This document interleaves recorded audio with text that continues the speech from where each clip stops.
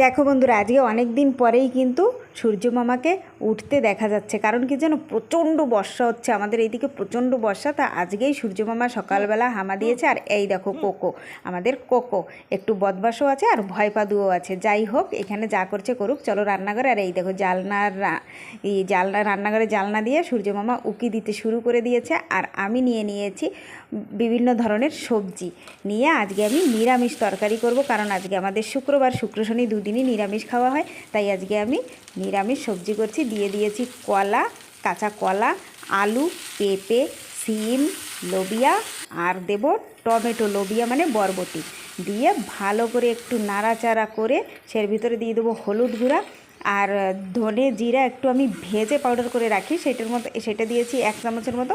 আর লবণ, কাঁচামরিচ দিয়ে একটু কষিয়ে নিয়ে হালকা একটু জল দিলে সবজিতে ভালো হয় কষাতে।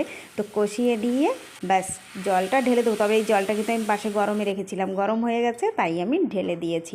বন্ধুরা, খেতে কিন্তু দুর্দান্ত টেস্ট হয়। আর নামানোর আগে জিরা ভালো করে ভেজে পাউডার করে সেইটা দিয়ে নামিয়ে নাও।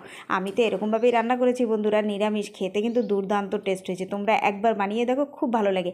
আর এই দেখো আমার সূর্য মামা এইখান থেকেই কিন্তু রান্নাঘরে হামা দিচ্ছে। আর তোমরা সঙ্গে থেকেও সাপোর্ট করো।